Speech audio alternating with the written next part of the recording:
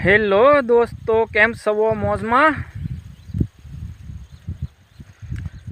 ભલે પડે ટાઈટ, પણ વાલા હવે ટાઈટ તો ક્યાં આવે, તો ઉનાળો આવી ગયો. ટાઈટ વહી ગઈ હવે, તોય ભલે ટાઈટ પડે પણ મોજમાં રહેવું વાલા. તો હવે આપણા ઘઉં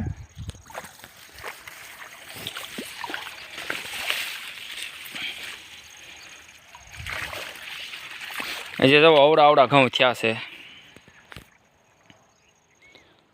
બધાએ લઈ લીધા ગામમાં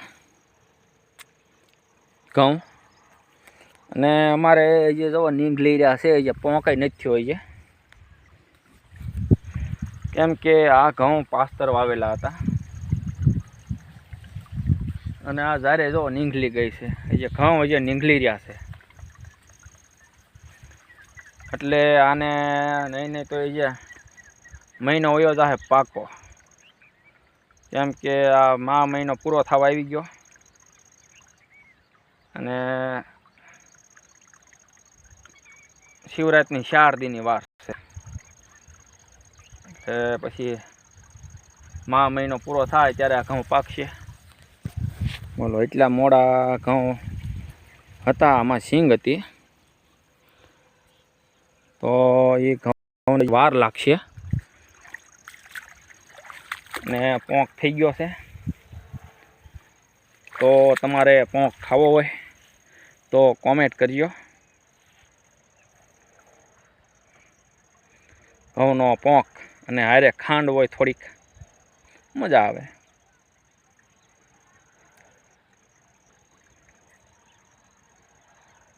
તો મિત્રો, ચેનલને સબસ્ક્રાઈબ તો કરી લેજો વાલા.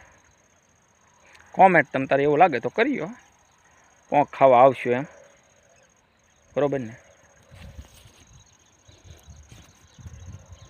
કેમ કે આ ઘઉંને જે મહિનો વયો જશે પાકવા, પછી વાટશું એટલે ઉનાળો આવી જવાનો છે. અને અત્યારે પાણી ચાલુ છે, જવો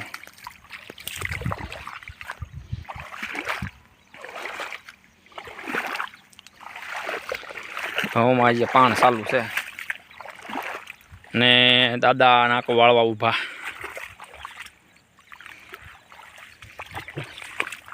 ખેરો ભરાય રે ને એટલે હું એને કહું વાળી લ્યો દાદા, વાળી લે, તરત નાખું.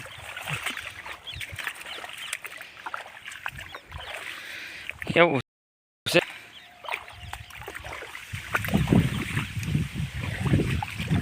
બે મોટરનું પાણી છે ત્યારે આમાં હાલે.